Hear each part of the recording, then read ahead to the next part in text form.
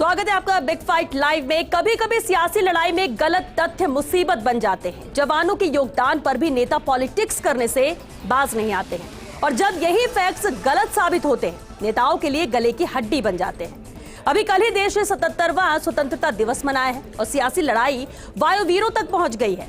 BJP IT cell के मुखिया अमित मालवीय का ट्वीट इन दिनों सुर्खियों में है। राजेश पायलट पर एक ट्वीट से विवादों में फंस गए हैं। सचिन पायलट ने तथ्यों के साथ जवाब दिया है और अब सीएम गहलोत ने भी अमित मालवीय को जवाब दिया है। गहलोत ने आरोप लगाया है कि बीजेपी वायुसेना के बलिदान का अपमान कर रही है। आज चर्चा इसी खास मुद्दे पर।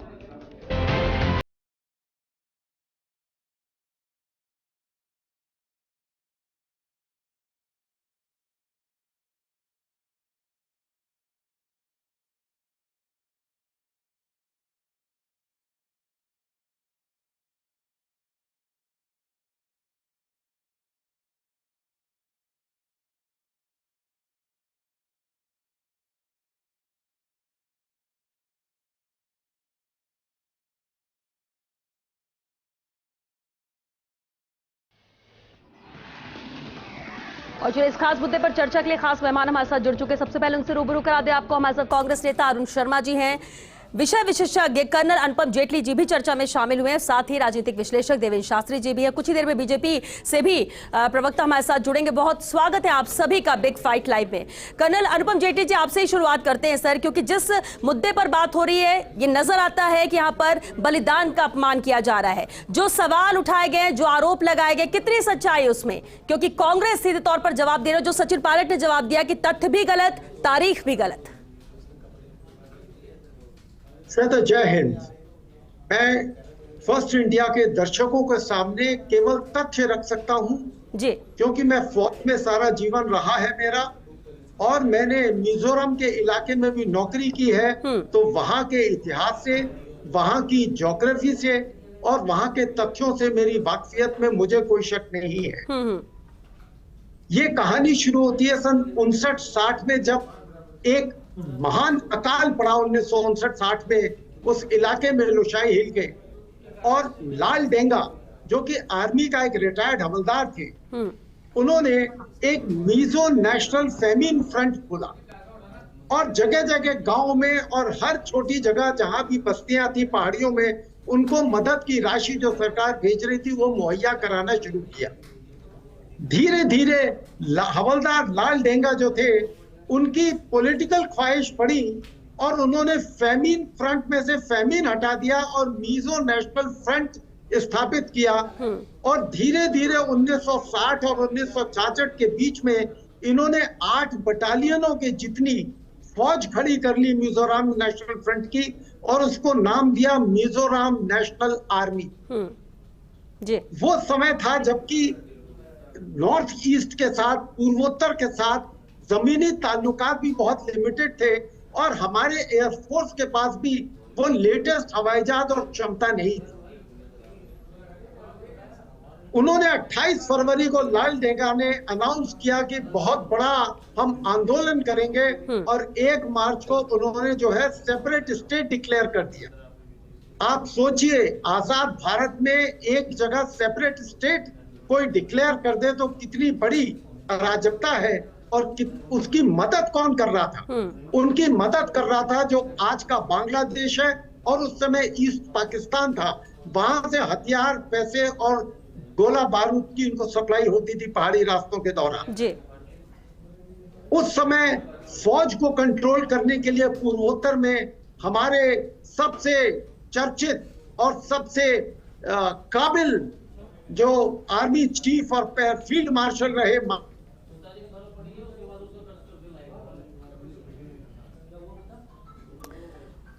चलिए अनुपम जी से वापस जुड़ने की कोशिश करेंगे, लेकिन उस वक्त की जो हकीकत है वो कर्नल अनुपम जेटली बता रहे थे। लेकिन अरुण शर्मा जी, ठीक है, पॉलिटिकल राइवलरी अपनी जगह है, आप सवाल उठा सकते हैं, आप बात, लेकिन गलत तथ्य तो नहीं कहे जा सकते, किसी पर गलत आरोप नहीं लगाए जा सकते अगर तथ्य ही गलत हो तो। जो राजेश पायलट को लेकर सवाल उठा रहे हैं, जो इंदिरा गांधी पर सवाल उठा रहे हैं, मिजोरम पर बॉम्बिंग को लेकर। देखिए श्वेता जी, गलत और सही का उपयोग तो वो करें जिनमें कुछ नैतिकता बची हो। अमित मालवीय मेरे लिए कोई बहुत सम्माननीय व्यक्तित्व नहीं है। उनके अक्सर झूठे स्टेटमेंट्स, झूठे फेक वीडियोस अक्सर पकड़े जाते हैं। एक दो बार उनको माफ़ी भी मांगनी पड़ी, पर वो बेधड़क झूठ फैलाते हैं। और इस बार उन्होंने ये जवाब चुना जिसको काफ़ी लोग कह रहे हैं कि ये पलटवार है कांग्रेस पे। ये कोई पलटवार नहीं है, ये हद दर्जे की झूठ और आडंबर का जो इनने फैला रखा है उसका एक बर्निंग एग्जाम्पल है। और आपको अब तथ्य सारे देश को पता लग ही गए हैं कि मिजोरम पे जो कार्रवाई हुई थी वो 6 मार्च 1966 को हुई थी, और जबकि राजेश पायलट जी को कमीशन ही एयरफोर्स में मिला है 29 अक्टूबर को। ये डॉक्यूमेंटेड है। और लेकिन आप इनकी हिमाकत देखिए। अव्वल तो इनसे कोई सवाल पूछो, इतिहास में जाने का इनका कमाल का शौक है, प्रधानमंत्री इंक्लूडेड। उनसे आप अडानी का सवाल पूछिए, पॉइंटेड सवाल, वो जवाब में इंदिरा जी, नेहरू जी पे चले जाते हैं। आप उनसे मणिपुर का 90 दिन बाद उनसे बड़ी बामुश्किल आवाज़ खुलवाई गई, तो उसके जवाब में भी अगेन नेहरू जी, इंदिरा जी, मिजोरम की कार्रवाई की बात करते हैं। यानी आप यही कह रहे हैं कि ट्वीट के जरिए गलत तथ्य के साथ ये हमला करने की कोशिश की जा रही है बीजेपी की तरफ से। देवेंद्र शास्त्री जी भी हमारे साथ है, राजनीतिक विश्लेषक है। देवेंद्र शास्त्री जी से क्या माना जाए? आप सवाल आपसे लेंगे, लेकिन अनुपम जेटली जी कुछ कहना चाह रहे थे सर। श्वेता जी, हमें एक चीज पर ध्यान देना चाहिए कि जो राजेश पायलट थे वो ट्रांसपोर्ट एयरक्राफ्ट के पायलट थे, और 28 अक्टूबर 1966 को एयरफोर्स में शामिल हुए। और ट्रांसपोर्ट जो पायलट है या ट्रांसपोर्ट का जहाज कभी भी बॉम्बिंग में इस्तेमाल नहीं किया जाता। जो जहाज इस्तेमाल किए गए वो थे तूफानी दसॉल्ट का था, जिनसे रफेल आए उसी कंपनी का।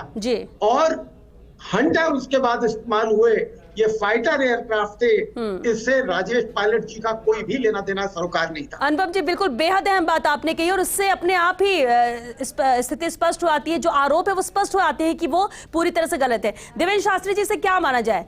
मणिपुर पर सवाल हो रहा है, मिजोरम बॉम्बिंग को लेकर आरोप यहां पर लगाए गए, वो भी तथ्यहीन।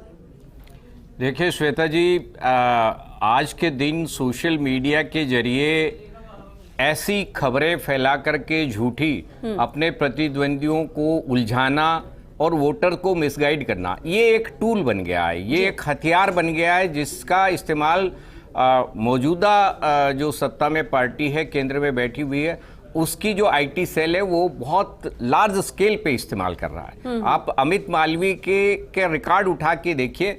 अभी ताजा ही कर्नाटका में इनके खिलाफ एक एफआईआर दर्ज हुई है जिसमें इन्होंने बहुत ही फेक इंफॉर्मेशन के जरिए एक वीडियो जारी किया। उसके अलावा न्यूज़पेपर्स में अमित मालवीय के बारे में कहा जाता है कि ये एक झरना है झूठी खबरों का, यानी कि वो दिन भर इसी काम में लगे रहते हैं ताकि प्रतिद्वंदियों को और वोटर्स को कंफ्यूज किया जाए। ये दुर्भाग्यपूर्ण स्थिति है। मुझे लगता है कि सोशल मीडिया प्लेटफॉर्म को ये चीज देखनी चाहिए।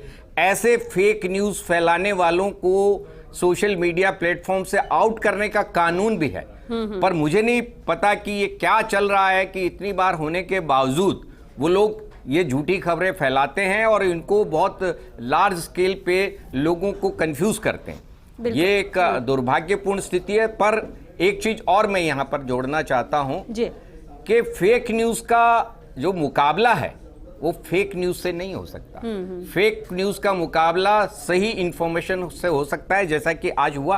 बिल्कुल। आज जैसे ही फैक्ट सामने आए, अमित मालवीय अब जवाब देने की पोजीशन में नहीं है और बीजेपी जो है वो अब बचाव की मुद्रा में चली गई है। तो मैं कांग्रेस और दूसरी पार्टियों के लिए भी कहना चाहता हूं, कई बार नरेंद्र मोदी को लेकर के, बीजेपी को लेकर के भी बहुत सारी फेक न्यूज चलती हैं।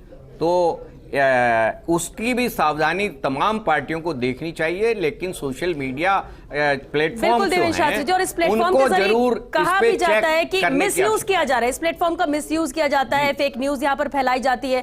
अब हर कोई तो तथ्य समझ नहीं पाता है और कई बार ज्यादातर लोग भरोसा कर लेते हैं, और इस डिबेट को करने का मकसद भी हमारा यही, क्योंकि पंकज मीणा जी भी हमारे साथ जुड़ चुके हैं, बीजेपी नेता हैं। पंकज जी, स्वागत है आपका। पंकज जी, सवाल उठ रहे हैं, जिस तरह से अमित मालवीय ने ये ट्वीट किया, तथ्य यहाँ पर गलत है, स्पष्ट हो चुका है कि तथ्य गलत है, तो फिर ऐसे फेक न्यूज को ट्वीट करके आम जन तक पहुंचाने की जरूरत ही क्या है, जो न्यूज ही गलत हो? श्वेता, सारा घटनाक्रम शुरू हुआ जी जब आपने पार्लियामेंट नहीं चलने दी, और पार्लियामेंट में लगातार आप नॉर्थ ईस्ट के जो राज्य हैं उनके बारे में गलत जानकारी या फैक्ट आप जनता को दे रहे थे, और हो हल्ला करके आप ये जताने की कोशिश कर रहे थे कि जैसे नॉर्थ ईस्ट के अंदर जितना जो घटनाक्रम हुआ है वो पिछले 2 महीने या 4 महीने की ही उपज है। तो जब पीएम ने इसके बारे में आपको स्पष्ट करना चाहा तो आपने फिर वहीं झूठ बोलने का सहारा लिया। तो ये झूठ और लूट की दुकान तो कांग्रेस है, और ये कहते हैं कि हम लोग फैक्ट के रहित बात बोलते हैं, फैक्ट के बिना बात बोलते हैं। तो राजेश पायलट कहां से आ गए इस पूरे बीच में, इस पूरे मसले में? बिल्कुल, मैं आपकी बात पे आ रहा हूँ। आप मिजोरम में आपने बमबारी करी कि नहीं करी, पहले तो मुझे लगता है कांग्रेस के प्रवक्ता को यहाँ स्वीकार करना चाहिए। दूसरी बात, आपने मिजोरम अपने ही राष्ट्र में अपने ही आदमियों के ऊपर, अपने ही इंसानों के ऊपर आपने बमबारी की, ये फैक्ट सही है कि नहीं है, इसको भी कांग्रेस के प्रवक्ता को स्वीकार करना चाहिए। अगर आप ये स्वीकार करने की स्थिति में आते हैं तब कोई बात फैक्ट चेक की आती है। मुझे लगता है कि इससे बड़ा झूठ कुछ नहीं हो सकता कि आप कहते हैं कि साहब हम मोदी जी की छवि खराब करने के लिए चलिए, बिल्कुल आपने जो सवाल उठाया पंकज जी, आपने जो सवाल उठाया बॉम्बिंग को लेकर, कर्नल अनुपम जेटली जी तो हमारे साथ लगातार बने हुए, जो उसे कई तथ्य भी उन्होंने यहाँ पर रखे। अनुपम जेटली जी, बॉम्बिंग को लेकर क्या था उस वक्त की सिचुएशन, क्यों ये करना पड़ा? ठीक है, इसमें नाम इन्वॉल्व किया गया कि राजेश पायलट का, जो कि गलत है, पूरे स्पष्ट हो गई, तारीख भी गलत है यहाँ पर, लेकिन बॉम्बिंग की वजह जो आधार और मुद्दा बना रही है बीजेपी, क्या स्थिति थी उस वक्त? 1 मार्च 66 को लाल डेंगा, जो कि MNF के चीफ थे उस समय और आर्मी के एक हवलदार थे, उन्होंने विद्रोह करके एक इंडिपेंडेंट राज्य की घोषणा की, और 8 बटालियन जो उन्होंने बनाई थी विद्रोहियों की, उन्होंने धीरे धीरे वहां की ट्रेजरी पर, वहां की पुलिस पर, वहां के सारी सरकारी दफ्तरों पर, वहां के एयर रेडियो स्टेशन पर, सब पर कब्जा करके MNF का झंडा लगा के तिरंगा हटा दिया। ऐसी हालात में, क्योंकि आर्मी की कोई यूनिट वहां आसपास नहीं थी, इस विद्रोहियों को और देश के राज्य को वापस देश में रखने के लिए, ताकि वो विद्रोहियों के हाथ में नहीं जाए और कोई चारा नहीं था, उस पर हमें बॉम्बिंग करनी पड़ी। और ये कोई ऐसा नहीं कि पहली बार हुआ, दीव में पोर्चुगीज के खिलाफ भी बॉम्बिंग 1960 या 62 में की गई है। उससे अलावा भी एक तो ऐसे रीजन है। तो जब तक जानकारी हमें किसी विषय की नहीं है, ये सोचना कि हमारी एयरफोर्स या हमारी कोई भी सरकार, चाहे किसी भी पार्टी की हो, इतना बड़ा गलत डिसीजन लेगी, बिल्कुल बिल्कुल ठीक है। और इसलिए पंकज जी, इसलिए ये रीजन था, आपने कहा ना कि क्यों बॉम्बिंग की, अपने ही लोगों पर, वजह ये थी, कई बार मजबूरी भी बनती है, और अगर ऐसा होता तो राज्य अलग करके अलग ही सिचुएशन, अलग ही तस्वीर यहाँ पर देश की बनाने की कोशिश की गई थी। श्वेता, वो विद्रोही थे और विद्रोहियों की कोई डिमांड रही होगी, परंतु वो हिंदुस्तानी थे। आपको हिंदुस्तानी लोगों से क्या बातचीत नहीं करनी चाहिए थी? और अगर आपको ऐसा लगता है कि वे इस तरह से जो स्वतंत्र राज्य की मांग करते हैं उन पर बॉम्बिंग करने से इलाज होता है, तो मैं एक बार फिर श्वेता पूछना चाहूंगा कांग्रेस के प्रवक्ता से कि जब कश्मीर में ये सब कुछ चल रहा था तब आपने सीज फायर क्यों किया? तब हमारी भारत की सेना फ्रंट पे मोर्चे पे जीत रही थी, तब नेहरू जी ने सीज फायर क्यों किया? और वो भी बिना गृह मंत्री की स्वीकृति के, बिना गृह मंत्री की जानकारी के आपने सीज फायर क्यों किया? ये आज हमको जवाब मिलना चाहिए। जी पंकज जी, आपके सारे जवाब देने को उपस्थित हूँ। देखिए श्वेता, इंदिरा गांधी इस देश की महान नेता थी, प्रधानमंत्री थी, और जैसा भी कर्नल साहब ने भी बताया, उस समय जो स्थिति थी, उन्होंने न केवल लाल डेंगा ने चारों तरफ माइंस बारूद की बिछा ली थी जिसमें आर्मी का मूवमेंट पॉसिबल नहीं था, और जैसा उन्होंने बताया कि उनने स्वतंत्र प्रदेश अपना डिक्लेयर कर दिया, इंडिया से रिश्ता तोड़ दिया, और ये बिल्कुल राजद्रोह की श्रेणी में आता है। और उनको ये कह रहे हैं कि उनकी कुछ मांगे होंगी तो मान लेते हैं।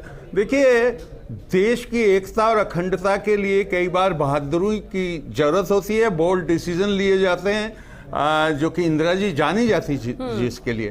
और मिजोरम की समस्या फिर सॉल्व हुई और आप आज के हालत देख ही रहे हैं। और जहां तक सवाल है कि हर सवाल जो इनसे पूछा जाए, जैसे मणिपुर का लोकसभा में तमाशा बना दिया गया, 90 दिन बाद प्रधानमंत्री बोले भी तो क्या बोले, इंदिरा जी और नेहरू जी की बातें करते हैं। पंकज जी के बात पर, हाँ, मैं पंकज जी से जानना चाहता हूं, क्या लाल डेंगा का उस वक्त का जो विद्रोह था और जो देश तिरंगा हटा करके अपने फ्रंट का वहां झंडा लगाना, क्या उसका समर्थन करते हैं? ये क्या वो जायज था?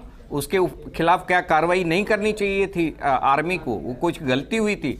श्वेता जी, दुर्भाग्य की स्थिति ये है कि आज के दिन इतिहास को गंदगी फैलाने के लिए इस्तेमाल किया जाता है, जबकि इतिहास से सीखने की आवश्यकता होती है। हम किसी के कीड़े निकालने के लिए, किसी में झूठ फेंकने के लिए या गंदगी फैलाने के मकसद से और लोगों को कंफ्यूज करने के मकसद से इतिहास का इस्तेमाल किया जा रहा है। ये पिछले 1-2 दशक में ही शुरू हुआ है ये टेंडेंसी, और इसने देश का बहुत नुकसान पहुंचाया है।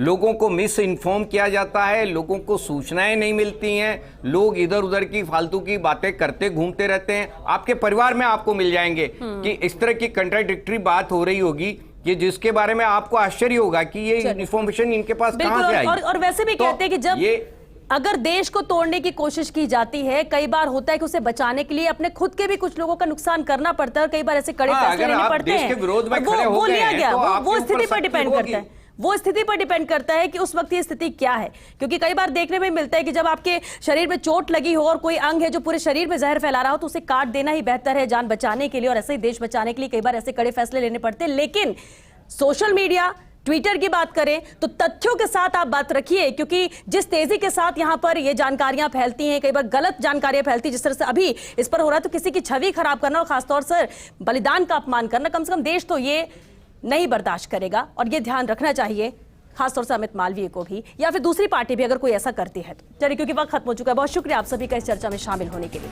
और चलिए इसी के साथ बिग फाइट लाइव में आज के लिए